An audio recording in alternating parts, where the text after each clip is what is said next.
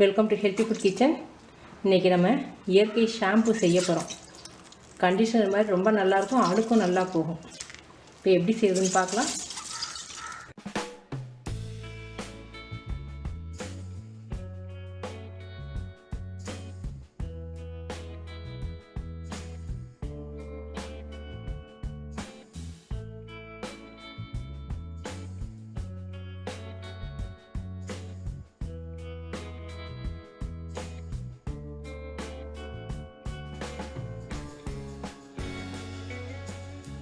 நான் 30லேருந்து 35 செம்பருத்தி இலை எடுத்திருக்கேன். பூ வந்து ஒரு 7 பூ எடுத்துக்கோங்க. செம்பருத்தி இலை எடுக்கும்போது பின்பக்கத்தில் பூச்சி எதுவும் இல்லையான்னு பார்த்து எடுத்துக்கணும். பூச்சியோடு எடுத்துட்டிங்கன்னா உங்களுக்கு தலையில் வந்து அரிப்பு இருக்கும். இந்த மாதிரி வெள்ளை பூச்சி இருக்கும். இந்த மாதிரி லீஃப், அதே மாதிரி பின்பக்கம் இந்த மாதிரி பூச்சி கூடு கட்டியிருக்கும். இந்த மாதிரி பூவெல்லாம் இலையெல்லாம் அவாய்ட் பண்ணிவிட்டு நல்ல இலையாக இந்த மாதிரி எடுத்துக்கோங்க. பெரிய இலையாக இருந்தால் அந்த வழுவழுப்பு தன்மை உங்களுக்கு அதிகமாக கிடைக்கும். அந்த வழுவழுப்பு தன்மை தான் ஹேருக்கு வந்து உங்களுக்கு கண்டிஷனர் மாதிரி இருக்கும். அதே மாதிரி பூவுலேயும் வந்து இந்த அடிப்பகுதியில் இந்த வெள்ளைப்பூச்சிகள் இருக்கும். அதையும் பூச்சி இல்லாத பூவாக எடுத்துக்கோங்க. இது இந்த மாதிரி நீங்கள் வாரத்தில் ஒரு நாள் வந்து தலைக்கு தேய்ச்சி குளிச்சிங்கன்னா உங்களுடைய ஹேர் வந்து நல்லா ஸ்ட்ராங்காகவும் அதே மாதிரி ஷைனிங்காகவும் இருக்கும். நல்லா வளரும், கொட்டாது. மிக்சியில் போட்டு எடுத்திங்கன்னா மிக்சியில் பாதி அந்த வழுவழுப்பு தன்மை போயிடும். அதனால் இந்த மாதிரி கையில் நல்லா 2-3 தடவை அலசிட்டு அதுக்கப்புறமா நம்ம இலையை வந்து அதில் இருக்க வழுவழுப்பு தன்மையை எடுக்கணும்.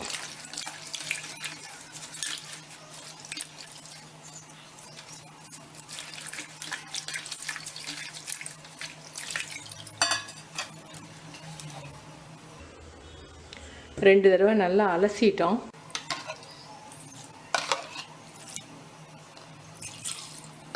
மூணு கப் தண்ணி எடுத்திருக்கேன்.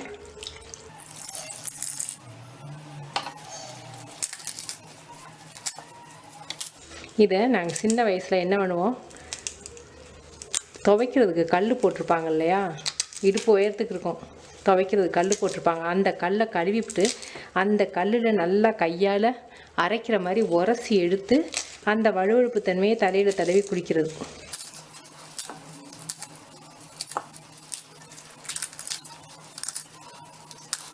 செம்பருத்தி இலையில் இருக்கக்கூடிய அந்த வழுவழுப்பு தன்மை தான் வந்து நமக்கு வந்து முக்கியம். ரெண்டாவது, மற்ற வேறு கலர் செம்பருத்தி யூஸ் பண்ணுவான்னு நிறைய பேர் கேட்குறீங்க. நான் வேறு கலர் யூஸ் பண்ணது இல்லை. ரெட் கலர் செம்பருத்தி தான் மெடிசனல் யூசஸ் அதிகம். நீங்கள் ரெட் கலர் செம்பருத்தி கிடைக்கலனா வெறும் செம்பருத்தி இலை, எந்த செம்பருத்தி இலையாக வேணாலும் போட்டுக்கலாம். அது வந்து இந்த வழுவழுப்பு தன்மை மட்டும்தான் உங்களுக்கு முக்கியம்.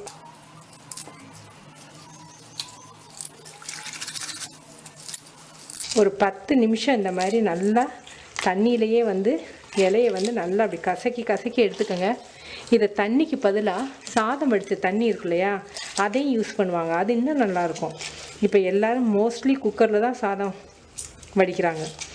சாதம் வடித்து அந்த தண்ணியை எடுத்து ஆற வச்சு அந்த தண்ணியோட செம்பருத்தி இலையும் பூவையும் சேர்த்து இந்த மாதிரி நல்லா கசக்கி அந்த வழுவழுப்போடு நீங்கள் தலையில் தேய்ச்சி குளிச்சிங்கன்னா அது நல்ல கண்டிஷனாகவும் இருக்கும்.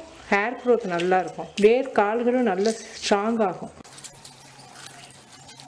சைனஸ் இருக்கிறவங்க இதை யூஸ் பண்ணலாமான்னு கேட்பாங்க. சைனஸ் இருக்கிறவங்களும் யூஸ் பண்ணலாம். இதை வந்து நம்ம ஊற வைக்க போகிறதில்ல.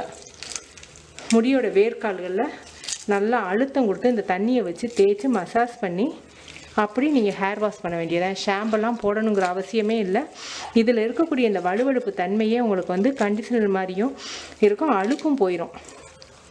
நீங்கள் எண்ணெய் தேய்ச்சி குளித்தால் மட்டும், அதாவது தலைக்கு மொதுன்னு எண்ணெய் தேய்ச்சி குளிப்பீங்க இல்லையா, அப்போ மட்டும் இந்த எண்ணெய் பிசுக்கு ரொம்ப போகாது.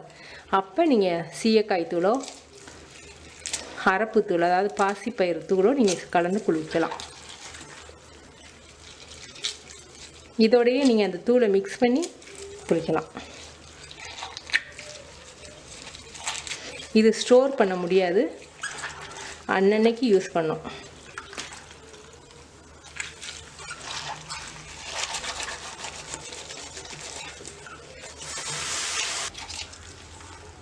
இப்போ பாருங்கள், ஒரு 10 நிமிஷமாக இந்த மாதிரி நல்லா கசக்கி விட்டு பண்ணுறேன்.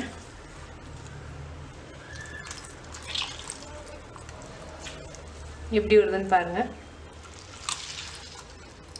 இப்போ இதை வடிகட்டிடுவோம்.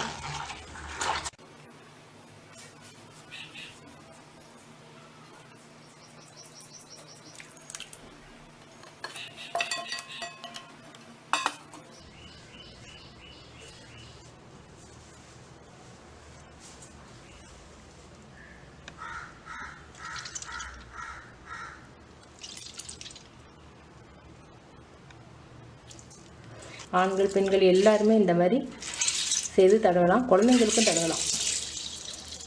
சைனஸ் இருக்கிறவங்களுக்கு, வீசிங் இருக்கிறவங்க எல்லாருமே யூஸ் பண்ணலாம். ஒன்றும் பண்ணாது. நீங்கள் ஒரு 5 நிமிஷம் அல்லது 10 நிமிஷம் ஹேர் ரூட்டில் வந்து அந்த முடியோட வேர்க்கால்களில் நல்லா மசாஜ் பண்ணி தண்ணி ஊற்றி அலச போகிறீங்க. அவ்வளோதான். ஆயில் அப்ளை பண்ணி நீங்கள் குளித்தா மட்டும் சீயக்காய் தடவணும். எவ்வளோ கெட்டியாக வழுவழுப்பு தன்மையோடு இருக்குன்னு பாருங்கள். நீங்கள் செஞ்சு பார்த்துட்டு உங்கள் கமெண்ட்ஸ் எனக்கு சொல்லுங்கள். தேங்க்யூ.